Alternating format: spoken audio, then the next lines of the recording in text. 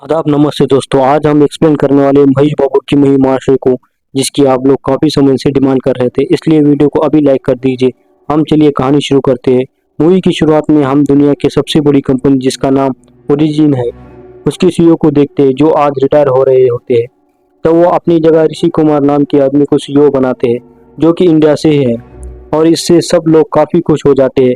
अब ऋषि सबके सामने अच्छे से स्पीच देता है और सपना अपना सीईओ का ना काम संभाल लेता है, जिसके कारण उसकी नेटवर्थ कुछ ही सालों में कुछ हजार करोड़ पहुंच जाती है। फिर एक दिन जब एक रिपोर्टर ऋषि से पूछती है कि आपको इतना अमीर होकर कैसा लग रहा है, तो ऋषि बताता है कि जब मैं 6th क्लास में था तभी मुझे पैसों की अहमियत समझ आ गई थी, क्योंकि उस समय मेरे पापा ने 10,000 का कर्जा लिया था और वो चुका नहीं पाए थे, और हमने काफ़ी बदनामी सही थी। इसलिए आज मैं इतनी मेहनत करता हूँ कि ताकि पैसों की कभी कमी ना हो। इसके बाद ऋषि यहाँ से सीधा अपने फ्रेंड के बर्थडे पार्टी में जाता है, जहाँ पहले तो उससे कोई भी नहीं मिलता, लेकिन तभी ऋषि के कॉलेज के काफ़ी सारे लोग आकर उसे कई सालों बाद मिलकर सरप्राइज करते हैं। और यहाँ ऋषि के कॉलेज के फेवरेट प्रोफेसर भी आए होते हैं। तब ऋषि काफ़ी ज़्यादा खुश हो जाता है और यहाँ से मूवी फ्लैशबैक में जाती है, जब ऋषि और उसका बेस्ट फ्रेंड कना इंडिया में रहते थे, और ऋषि शुरुआत से ही काफ़ी ज़्यादा स्मार्ट था। एक दिन ऋषि और कना जब साथ में बैठे होते हैं तो ऋषि के पापा को देखकर कना घर जाने के लिए कहता है, तो ऋषि कहता है कि इतनी जल्दी मत जा, पापा को ऊपर आने में कम से कम 3 घंटे लगेंगे, जिस पर कना कुछ समझ नहीं आता। तो ऋषि बताता है कि अभी पापा पहले नीचे बैठे सारे लोगों के साथ महफिल जमाए और टाइम पास कर रहे हैं, ऊपर ऊपर आएंगे। यहाँ ऋषि के बातों से हम समझ पाते हैं कि ऋषि अपने पापा को समझता है, जिन्होंने अपनी पूरी जिंदगी क्लर्क बना के ही गुजार दी। और ऋषि कहता है कि चाहे कुछ भी हो जाए, मुझे मेरे पापा जैसा तो नहीं बनना। अब शाम को ऋषि अपनी माँ को उसके आईटी कॉलेज का एडमिशन लेटर देता है कि उसे जल्दी वहाँ जाना पड़ेगा, जो उसके पापा देखकर चौंक जाते हैं। वो ऋषि से सिविल का एग्जाम देने को कहते हैं, पर ऋषि कहता है कि मुझे पैसा कमाना है, कोई सेवा नहीं करनी। यहाँ ऋषि फिर से अपने पापा को सुनाने लगता है, जिस कारण उसके पापा खाना खाए बिना चले जाते हैं। ये देखकर ऋषि की माँ को बहुत दुख होता है, पर वो ऋषि को कुछ नहीं कहती। अब ऋषि आईआईटी में एडमिशन लेता है और आज इन सबको यहाँ का डीन स्पीच देकर मोटिवेट करता है। लेकिन तब ऋषि स्टेज पर आ जाता है और सक्सेस के ऊपर डीन से भी अच्छी स्पीच देता है, जिससे सब लोग उसके लिए तालियां बजाने लगते हैं। फिर हम देखते हैं कि इस स्पीच के बाद से ऋषि की लड़कियों में फैन फॉलोइंग काफ़ी बढ़ जाती है। तभी वहाँ एक अनजान आता है, ऋषि से कहता है कि तूने स्पीच तो काफ़ी अच्छी दी, पर यहाँ का टॉपर मैं ही रहूँगा, इसलिए मेरे आगे आने की सोचना भी मत। और ऋषि उसका मजाक बनाकर चले जाता है। इसके बाद हम रवि नाम के लड़के को देखते हैं, जिसका इसी कॉलेज में एडमिशन हुआ है, और वो गांव से अपने पापा का सपना पूरा करने आया है, इस कॉलेज में पढ़ने आया है। तब रवि को ऋषि मिलता है तो वो उससे बॉयज हॉस्टल का रास्ता पूछने लगता है, लेकिन ऋषि कहता है कि जाओ खुद ढूंढ लो, और ये सुनकर रवि आगे चला जाता है। तभी वहाँ पूजा नाम की लड़की आती है, वो भी ऋषि से गर्ल्स हॉस्टल का रास्ता पूछते हैं। तब ऋषि तुरंत हाँ कर देता है और उसका सामान लेकर उसे छोड़ने चले जाता है। साथ ही ऋषि पूजा को बता रहा होता है कि वैसे इस कॉलेज के लड़के बहुत बिगड़ेल है, इसलिए वो उससे दूर रहे, और खुद पूजा से कॉफ़ी पीने को कहता है। लेकिन तभी लड़की आती है और जो ऋषि से पूछती है कि कल तुमने मुझे कॉफ़ी पर बुलाया था पर खुद नहीं आए। ये सुनकर पूजा समझ जाती है कि ऋषि भी बाकी लड़कों की तरह ही है, और वो अपना सामान लेकर खुद चली जाती है। इसके बाद जब ऋषि अपने रूम में जाता है तो पता चलता है कि रवि ही ऋषि का रूममेट है, जिसने आते ही पूरे कमरे में धुआं धुआं कर रखा था। यहाँ ऋषि रवि से को हड़ाता है कि रूम में मैं अच्छे से रहना होगा। तब अगले दिन से क्लासेस स्टार्ट हो जाती है, जहाँ जिसके प्रोफेसर सारे बच्चों को स्मार्ट होने की खूबियाँ बताते हैं और कहते हैं कि हर साल हम बोर्ड पर एक सवाल लिखते हैं, और जो भी उस सवाल को सॉल्व कर देता है उसे एनुअल डे पर फेलिसिटेट किया जाता है। इसके बाद प्रोफेसर सबसे हार्ड क्वेश्चन बोर्ड पर लिख देते हैं, और अजय सबसे पहले हाथ उठाता है कि इसे तो मैं ही सॉल्व करूँगा। फिर रात को जब ऋषि सोने जा रहा होता है तो रवि लाइट बंद होने नहीं देता, क्योंकि वो वही क्वेश्चन सॉल्व कर रहा था। तब जल्दी सोने के लिए ऋषि उस क्वेश्चन को तुरंत सॉल्व कर देता है, जो देखकर रवि के होश हो जाते हैं, और वो पूछता है कि तुमने क्लास में ये सॉल्व क्यों नहीं करा। ऋषि कहता है कि मेरा मन नहीं था, और वो लाइट बंद करके सो जाता है। फिर अगले दिन सब लोग बोर्ड पर देखते हैं कि किसी ने उस क्वेश्चन को सॉल्व कर रखा है, और यहाँ ऋषि रवि को आगे कर देता है कि रवि ब्रिलियंट लड़का है जो कोई भी सवाल सॉल्व कर सकता है। इससे रवि की पूरी क्लास के सामने इज्जत बढ़ जाती है और अजय को ये बात बिल्कुल अच्छी नहीं लगती। खैर, आप प्रोफेसर आज फिर से एक और हार्ड क्वेश्चन बोर्ड पर लिख देते हैं कि इसे भी कोई सॉल्व करके दिखाओ तो मानो। और हम देखते हैं कि रात को फिर रवि क्वेश्चन लेकर बैठा है, जिसे लाइट बंद करवाने के लिए ऋषि वो क्वेश्चन सॉल्व करके सो जाता है। और अगले दिन फिर सब लोग रवि की फिर से तारीफ करने लगते हैं कि रवि कितना ब्रिलियंट है। ऐसे करते करते कुछ दिन बीतते हैं और रवि हर जगह फेमस हो गया था। फिर एक दिन पूजा रवि के रूम पर आती है और उसे अपने साथ कॉफी पर चलने को कहती है, जिस पर रवि तो तुरंत मना कर देता है। और जब ऋषि पूछता है कि तूने इतना अच्छा ऑफर क्यों मना कर दिया, तो रवि बताता है कि मेरी पहले से ही गांव में एक गर्लफ्रेंड है, जिससे मैं अच्छी नौकरी करने के बाद ही शादी करूंगा। अब अगले दिन रवि जब अकेला बैठा होता है तो पूजा उसके पास एक क्वेश्चन लेकर आती है और उसे सॉल्व करने में हेल्प मांगती है। जो देखते रवि की तो हालत खराब हो जाती है, इसलिए वो यहाँ से बहाना बनाकर चला जाता है कि मेरा दिमाग रात को चलता है। इसके बाद लाइन से रवि से हर कोई अपने डाउट्स पूछ रहा था और रवि बहाने बनाए जा रहा था क्योंकि उसे तो कुछ आता नहीं था। फिर एक दिन जब पूजा फिर से रवि डाउट पूछती है तो तंग आकर रवि आज सबको बता ही देता है कि वो क्वेश्चन मैंने नहीं बल्कि ऋषि ने सॉल्व करा था। जो सुनकर पूजा हैरान हो जाती है कि क्योंकि वो तो उसे लोग समझ रही थी। इसके बाद जब ये प्रोफेसर को पता चलता है तो वो ऋषि के पास आते हैं और कहते हैं कि तुमने क्यों नहीं बताया कि ये क्वेश्चन तुमने सॉल्व किए थे। तो ऋषि कहता है कि मैं छोटे मोटे गेम खेलने नहीं आया हूँ, मुझे बस यहाँ से डिग्री चाहिए और मेरा टारगेट किसी बड़ी कंपनी के साथ काम करना है। जो सुनकर उसके सर भी चौंक जाते हैं कि ये लड़का बहुत आगे जाएगा। इसके बाद ऋषि जब अकेला बैठा होता है तब उसके पास पूजा आती है और वो ऋषि से आज काफी अच्छे से बात करती है, लेकिन ऋषि तो उसे जरा भी भाव नहीं देता। जिस पर पूजा पहले तो माफी मांगती है कि मुझे तुमसे रण होना नहीं चाहिए था। और फिर ये तीनों काफी अच्छे दोस्त बन जाते हैं, जिसमें रवि भी शामिल था। अब ऐसे कुछ टाइम बीतता है और एग्जाम का रिजल्ट आता है जिसमें ऋषि ने टॉप किया था पर रवि उसमें फेल हो गया था, जिसे वो काफी उदास था। तभी रवि के पापा का फोन आता है तो रवि उनसे झूठ कह देता है कि मैं पास हो गया हूँ। हालांकि जब रात को ऋषि रवि के पास आता है तो वो रो रहा था। तब ऋषि रवि को मोटिवेट करता है कि जिसके कारण रवि में भी कॉन्फिडेंस आता है कि वो भी अच्छे मार्क्स ला सकता है। अब इसके कुछ दिन बाद पूजा ऋषि को अपने घर पर इनवाइट करती है तो ऋषि आ जाता है और यहाँ पूजा की बहन पूजा से कहती है कि इसे देखकर लग तो नहीं रहा कि ये तुम्हारा हाथ मांगने आया है। तो पूजा बताती है कि ऋषि को तो पता ही नहीं है कि मैं उससे प्यार करती हूँ। पहले वो मेरी फैमिली से मिले तो मैं उससे आज अपने दिल की बात बता दूंगी। फिर हम ऋषि को देखते हैं जिसे पूजा की फैमिली ने घेर रखा था और वो उससे परिवार से लेकर नौकरी तक के सवाल पूछ लेते हैं और ऋषि परेशान हो जाता है। तभी यहाँ रिवील होता है कि ये लोग ऋषि से पूजा की शादी की बात कर रहे हैं, जिससे ऋषि की तो होश हो जाते हैं। फिर ऋषि पूजा को अकेले में बात करने के लिए कहता है और आज यहाँ पूजा सब बता देती है कि मैं तुमसे प्यार करती हूँ, जिसके बाद ऋषि भी पूजा से प्यार करने लग जाता है। खैर, अब कुछ दिन ऐसे ही बीते हैं और अब इनके कॉलेज में प्लेसमेंट का टाइम आता है, जहां रवि ऋषि को आकर बताता है कि मुझे जॉब ऑफर हुई है, 2 लाख रुपए सैलरी है। पर ऋषि काफी खुश होता है। फिर रवि ये बात अपने पापा को भी बताता है और उसके पापा कहते हैं कि तू आप जल्दी घर आ, तेरी शादी भी करवा देते हैं। इसके बाद ऋषि के पास अजय भी आता है जो बताता है कि मुझे 1 करोड़ का पैकेज मिला है। आप देखते हैं कि तू क्या करता है।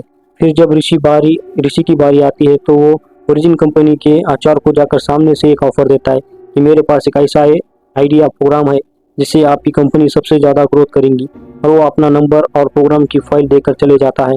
वही रात को जब अजय अपने पैकेज की पार्टी दे रहा होता है तो उसे पता चलता है कि ऋषि ने तो ओरिजिन कंपनी को ऑफर दिया है और उससे काफ़ी बड़ी जॉब मिलेंगी। जो सुनकर अजय पार्टी बंद कर देता है और सोचने लगता है कि ऋषि का क्या करना है। खैर, अब अगले दिन जब ऋषि पूजा के साथ था तो पूजा बताती है कि मैं प्लेसमेंट में नहीं बैठी क्योंकि मैं तो तुमसे शादी करके घर संभाल लूंगी, वरना तुम्हारा ख्याल कौन रखेगा। जिस पर ऋषि चौंक जाता है क्योंकि ऋषि को इतनी जल्दी शादी नहीं करनी थी। वो पूजा से कहता है कि मेरा जो सपना है वो मैं इतनी जल्दी अचीव नहीं कर पाऊंगा, उसमें टाइम लगेगा और ऐसे में शादी का बोझ मैं नहीं झेल सकता। जिस पर इन दोनों में बहस हो जाती है और ऋषि पूजा से ब्रेकअप कर लेती है। फिर जब ये बात रवि को पता चलती है तो ऋषि से पूजा की बात करने आता है, पर ऋषि तो पहले से ही पूजा की बातों से गुस्सा था, इसलिए वो रवि को चाटा लगा देता है और कहता है कि तू भी मुझसे दूर रहा कर।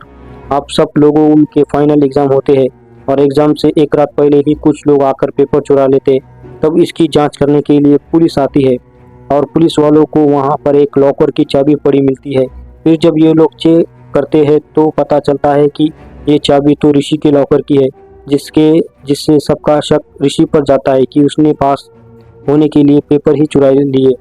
अब इस पर प्रिंसिपल कहने लगता है कि ऋषि को हमें इन्वेस्टिगेट करना पड़ेगा। तभी वहाँ ऋषि का प्रोफेसर आता है जो ऋषि की साइड लेते हुए कहता है कि ऋषि होना लड़का है, वो ये सब नहीं कर सकता। ऋषि के पास अजय आता है और उसकी बातों से पता चलता है कि ऋषि को फंसाने वाला अजय ही है, पर ऋषि उसे कुछ भी नहीं कहता। हालांकि थोड़ी देर बाद पुलिस वाला बताता है कि ये काम ऋषि ने नहीं किया है और ये हमें कंफर्म हो गया है, इसलिए उसे चार्जेस हटा दिए गए हैं, जिसके कारण ऋषि को करियर खराब होने से बच जाता है। फिर ऋषि अपने एग्जाम में टॉप करता है, साथ ही उसे ओरिजिन कंपनी से ऑफर भी आ जाता है उनके साथ काम करने का। इसलिए ऋषि अपनी माँ से मिलकर अमेरिका निकल जाता है पैसा कमाने के लिए। अब ऋषि मन लगाकर काम करता है और कुछ दिनों में वो अपना AI प्रोग्राम लॉन्च करने के लिए रेडी हो जाता है। तभी ऋषि पर कना का फोन आता है जो बताता है कि तू अभी घर आ, तेरे पापा अब इस दुनिया में नहीं रहे। ये सुनकर तो ऋषि टूट जाता है। हालांकि इसके बावजूद वो अपना AI प्रोग्राम लॉन्च करता है जो कि सबको काफ़ी पसंद आता है और फिर वो तुरंत इंडिया जाता है और अपनी माँ के पास फिर से अब क्रियाक्रम करने के लिए। बाद ऋषि की माँ उसके पापा का एक खत देती है जो उन्हें ऋषि के लिए लिखा था। उसमें उन्होंने ऋषि की काफ़ी तारीफ की थी, जो पढ़कर ऋषि की आंखों में आंसू आ जाते हैं। यहीं पर कहानी प्रेजेंट में आ जाती है जहाँ सब लोग ऋषि के पापा के बारे में जानकर दुखी थे और ऋषि भी कहता है कि मैंने तो उन्हें फेलियर समझा था पर वो मुझे बहुत प्यार करते थे। फिर कना वहाँ का माहौल संभालता है और ऋषि पूजा के बारे में पूछता है तो उसके सर बताते हैं कि वो तो किसी गेमिंग कंपनी में टीम लीड कर रही है। तभी ऋषि को एक दोस्त रवि के बारे में पूछता है तो ऋषि बताता है कि जब मैंने उसे चाटा मारा तब से मेरी उससे कभी बात नहीं हुई और वो अपने सर से रवि के बारे में पूछने लगता है। तब उसके सर बताते हैं कि रवि को कॉलेज से रेस्ट्रिकेट कर दिया गया था क्योंकि उस समय उसने ही पेपर चुराने का इल्ज़ाम अपने सर ले लिया था और जब उसके रेस्ट केस की खबर उसके पापा को पता चली तो रवि के पापा यहाँ सदमा झेल नहीं पाए और भगवान को प्यारे हो गए। ये सुनकर ऋषि के तो होश उड़ जाते हैं और वो तुरंत वहाँ से चला जाता है। इसके बाद ऋषि जब उदास बैठा था तब ऋषि से उसकी माँ इसका कारण पूछती है। ऋषि कहता है कि मेरा दोस्त रवि जिसने मेरी इतनी मदद की, मैं उससे जरा भी काम नहीं आया, यहाँ तक कि पूजा से भी मैं दूर हो गया और अब मुझे समझ नहीं आ रहा कि मैं क्या करूँ। जिस पर उसकी माँ कहती है कि तू जाकर उनसे मिल, तुझे शांति मिलेगी।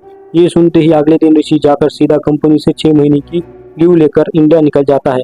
अब हम देखते हैं कि इंडिया में ऋषि के आने से हर न्यूज़ चैनल पर ऋषि की ही बातें हो रही थी। इतनी बड़ी कंपनी का CEO इंडिया क्यों आ रहा है। तब ऋषि आते ही रामारम गांव की ओर निकल जाता है जो कि रवि का ही गांव था और वहां जाकर ऋषि देखता है कि रवि तो एक कर्षण आंदोलन पर बैठा है जो ऋषि को देखते ही खुश हो जाता है। इसके बाद ऋषि रवि से अमेरिका चलने को कहता है पर रवि कहता है कि पापा के जाने के बाद ये मेरा घर और मेरी ज़मीन में नहीं छोड़ सकता, ये सब की आखिरी निशानी है। फिर तो बताता है कि एक बड़ी कंपनी एक साथ 80 से ज़्यादा गांव में गैस पाइपलाइन बिछा रही है जिससे गांव तबाह किए जा रहे हैं और इसलिए मैं अनशन पर बैठा हूँ, भले ही उसमें मेरा साथ कोई ना दे। फिर ऋषि को गांव का हाल दिखाता है कि यहाँ आप फसल तक नहीं उग रही है और लोग गांव से शहर की तरफ भाग रहे हैं। तब ऋषि कहता है कि आज से मैं भी तेरा साथ दूंगा तेरे इसी अनशन में और हम उस कंपनी को रोक कर रहेंगे। इसके बाद ऋषि कई सारे सरकारी लोगों से मिलता है, यहाँ तक कि CM से भी मिलता है ताकि रामारम जैसे कई गांव को बर्बाद होने से रोका जाए और कोई पाइपलाइन ना बिछे। पर सब लोग मना कर देते हैं कि ये सब उसी कंपनी का किया धरा है, आप लोग उससे जाकर बात करो। इसलिए ऋषि अगले दिन उस कंपनी के CEO से जाकर बात करता है जिसका नाम था विवेक मित्तल। यहाँ ऋषि जैसे विवेक से कहता है कि आप रामारम गांव को छोड़ दीजिए, उसके नीचे से कोई पाइपलाइन नहीं जानी चाहिए।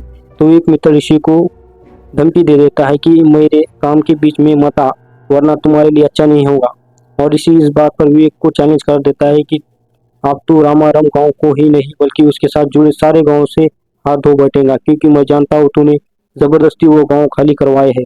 फिर ऋषि यहाँ से सीधा अपने को कॉल करता है और कहता है कि हमारी कंपनी के सारे क्लाइंट को कहो कि जो भी मेरे साथ मीटिंग करना चाहता है वो रामाराम गांव में आकर करे। जिसके बाद ऋषि पूरे गांव में अपना एक ऑफिस बना लेता है और ये वो यहाँ विदेश से बड़े बड़े लोग आकर ऋषि से मीटिंग करने लगते हैं। इसी कारण से पूरी इंडिया में रामाराम गांव के बारे में बातें होने लगती है और यहाँ ऋषि का प्लान यही था कि ये गांव लोगों की नज़रों में आएगा तो ये गांव को ज़बरदस्ती खाली नहीं करवा पाएगा। और अब हम पूजा के बॉस को देखते हैं जो पूजा से कहते हैं कि ऋषि सर इंडिया आए हैं और हमें उन्हें अपने न्यू गेम आइडिया को पिच करना चाहिए, क्या पता वो हमारी कंपनी में पैसा लगा दे। लेकिन पूजा तो ये सुनते ही मना कर देती है कि मैं नहीं जाऊंगी। तब उनसे उसके बॉस उसे ऑर्डर देते हैं कि तुम्हें ये काम करना ही पड़ेगा, हमारी कंपनी का सवाल है। और पूजा को ये बात मानती है। अब अगले दिन पूजा ऋषि से मिलने पहुंच जाती है जहां वो ऐसे ही बिहेव करती है कि वो ऋषि से आज पहली बार मिल रही है। तब ऋषि उससे अपनी पुरानी बातों के लिए सॉरी बोलता है लेकिन पूजा उसे जरा बराबर भी भाव नहीं देती। तो ऋषि उसी गेम का डेमो दिखाने के बहाने उसे गांव में रोक लेता है ताकि वो पूजा को आराम से मना सके। तभी पूजा की मुलाकात रवि से होती है और वो उसी घर में रुक जाती है। अब अगले दिन ऋषि आज मीडिया को इंटरव्यू देता है और बताता है कि मैं यहाँ पर सिर्फ अपने दोस्त रवि के लिए आया हूँ क्योंकि वो मेरे साथ अमेरिका नहीं जा रहा। ये सुनते ही मीडिया रवि का इंटरव्यू लेने लगती है और रवि से अमेरिका ना जाने का कारण पूछती है। तो रवि उन्हें सारी बात बता देता है कि मैं नहीं जाऊंगा तो ये गांव बर्बाद हो जाएंगे और ये न्यूज़ हर तरफ वायरल हो जाती है। इस न्यूज़ के बाहर आते ही रवि के गांव के लोगों को भी हिम्मत मिलती है और वो भी रवि का फंक्शन में साथ देने जाते हैं। फिर रात को रवि के पास उसकी गर्लफ्रेंड पल्लवी उससे मिलने आती है और हम उनकी बातों से जान पाते हैं कि रवि के कॉलेज से रेस्टिकेट होने के बाद पल्लवी के पापा ने रवि से रिश्ता तोड़ दिया। अब वो उसकी शादी जल्द ही किसी और से करवाना चाहते हैं। इसलिए पल्लवी रवि को यहाँ से भाग चलने के लिए कह रही थी पर रवि इसके लिए तैयार नहीं था। तभी पल्लवी के पापा वहाँ आते हैं और रवि को चाटा मारते हैं और उसे पल्लवी से दूर रहने के लिए कहते हैं। अब अगले दिन ऋषि पल्लवी के पापा के पास आता है और उनसे उनके बिजनेस के बारे में बात करते करते रवि के बारे में बता देता है कि वो कितना अच्छा लड़का है। ये सब जानकर पल्लवी के पापा की आंखें खुल जाती है। इसके बाद पल्लवी रवि को बताती है कि पापा हमारी शादी के लिए मान गए हैं और फिर रवि तुरंत पूजा के पास जाता है और ये बातें बताने के लिए कि ऋषि अब पहले जैसा नहीं रहा, वो दूसरे के बारे में सोचता है और उनकी मदद भी करता है। ये जानकर पूजा भी ऋषि को माफ कर देती है। खैर अब अगले दिन रवि के गाँव के पड़ोसी गाँव में भी रवि फंक्शन में साथ देने आ जाते हैं कि हम भी गांव बर्बाद होने नहीं देंगे और ये न्यूज़ पूरी इंडिया में फैलने लगती है। वही विवेक मित्तल भी उसके बॉस का फोन आता है कि काम थोड़ा जल्दी निपटा दो वरना गांव वालों के चक्कर में सारा पैसा बर्बाद हो जाएगा, जो कि 7,000 करोड़ का प्रोजेक्ट है।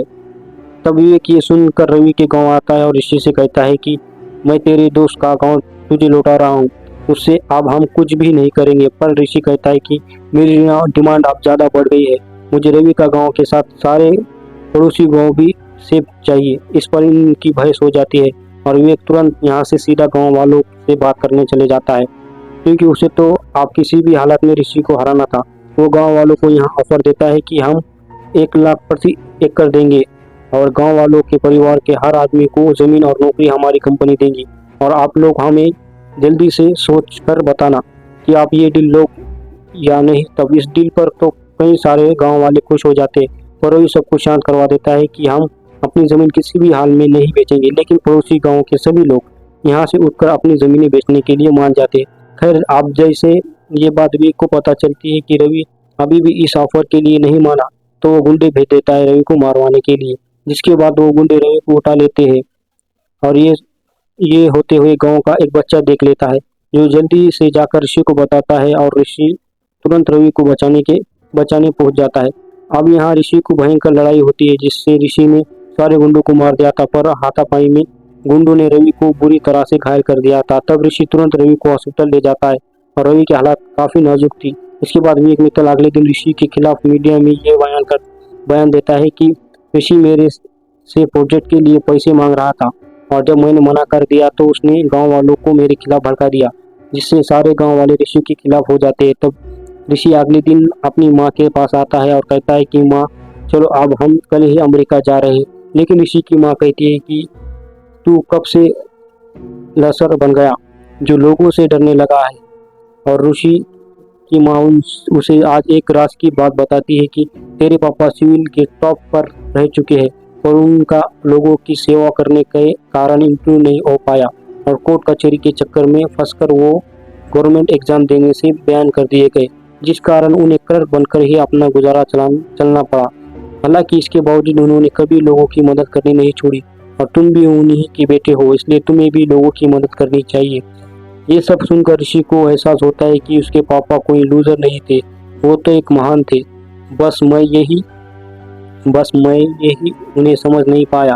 फिर अगले दिन ऋषि रवि के गांव पहुंचकर अनशन पर अकेला ही बैठ जाता है, जहां पर गांव के कुछ लोग उसे भगाने भी आते हैं, पर वो उन्हें पीट कर साइड कर देता है। इसके बाद अगले दिन ऋषि देखता है कि रोजाना एक काका अकेले हल लेकर जाते हैं, तो वो उनका पीछा करने लगता है। और फिर वो देखता है कि यहाँ तो काका ने काफ़ी अच्छी फसल उगा रखी है, तो वो उनसे पूछता है कि ये आपने कैसे किया। तो काका बताते हैं कि मैं तो काम कर रहा था और हमारे गांव के लोग ही आलसी हो गए, वरना धरती माँ कभी बंजर नहीं थी। ये सब बताकर वो काका ऋषि को खेती करने के लिए कहते हैं और ये दोनों साथ मिलकर खेती करने शुरू कर देते हैं। अब अगले दिन वीक निकल का आदमी गांव वालों को इकट्ठा करके उनकी जमीनें खरीदने के लिए बैठा था। तभी वहां ऋषि आता है जो कहता है कि हम लोग हम आपकी जमीन को 5 साल के लिए किराए पर ले रहे हैं, वो भी 25 लाख प्रति एकड़ में। और यहाँ एक शर्त है कि आपको अपनी जमीन पर खेती खुद करनी होगी। फिर जिस पर सारे लोग हाँ कर देते हैं और इस तरह से ऋषि ने पैसे देकर लोगों से खेती करवानी शुरू कर दी थी, जिस बीच वो और पूजा भी करीब आ जाते हैं।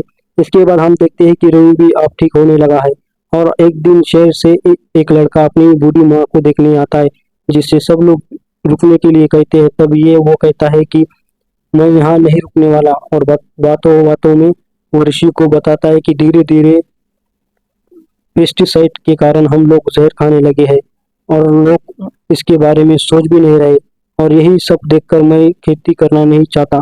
तब वही इस बारे में रिसर्च करता है और अगले दिन मीडिया में सबको किसानी के ऊपर एक जबरदस्त स्पीच देता है। वो कहता है कि हमें हर स्कूल में बच्चों को किसान के बारे में बताना चाहिए, यहाँ तक कि किसान के ऊपर कोर्स भी होने चाहिए। साथ ही वो पेस्टिसाइड के बारे में भी सबको जागरूक करता है। फिर वो एक ऐलान करता है कि मैं अपनी इनकम का 90% पर किसान के फायदे के लिए खर्च कर दूंगा, जो कि सीएम भी सुन रहे होते हैं। इसके बाद ऋषि की ये स्पीच सुनकर हर जगह वायरल होने लगती है और ये लोग किसानी के बारे में पढ़ने लगते हैं। यहाँ तक कि स्कूल के बच्चों को एग्रीकल्चर के बारे में भी पढ़ाया जाता है और कुछ लोग तो किसानी करना भी शुरू कर देते हैं, जो कि धीरे धीरे एक ट्रेंड बन जाता है। फिर एक दिन सीएम सर रवि के गांव में आते हैं और अनाउंस कर देते हैं कि अब इस गांव के साथ साथ आसपास के गांव को भी विक मित्तल कुछ नहीं कर पाएगा, जिससे सब लोग खुश हो जाते हैं। तब ऋषि से मिलने अजय आता है, जो अब एक जर्नलिस्ट बन गया था और वो ऋषि की मदद करने के लिए अपने चैनल पर विक मित्तल के सारे काले धंधों का राज खोल देता है, जिसके बाद उसे सीबीआई वाले अरेस्ट कर लेते हैं और उसका पूरा प्रोजेक्ट ही बैन हो जाता है। और रवि का गांव बचने के बाद ऋषि के अमेरिका जाने का समय आता है, इसलिए वो आज सबसे मिलकर अमेरिका के लिए निकल जाता है। लेकिन एयरपोर्ट पर पहुंचकर वो कुछ सोचता है और फिर वापस लौट आता है और वो मीडिया में अनाउंस करता है कि वो अमेरिका नहीं जाएगा और हमेशा इंडिया में ही रहकर किसानी करेगा। इसलिए उसने अपनी नौकरी छोड़ दी। इसी के साथ मूवी यहाँ पर ख़त्म होती है। दोस्तों, हम आपको ये मूवी कैसी लगी हमें कमेंट कर ज़रूर बताएं, और इसके अलावा आप कौन सी मूवी एक्सप्लेनेशन देखना चाहते हैं वो भी कमेंट कर हमें बताएं। जय हिंद, जय महाराष्ट्र।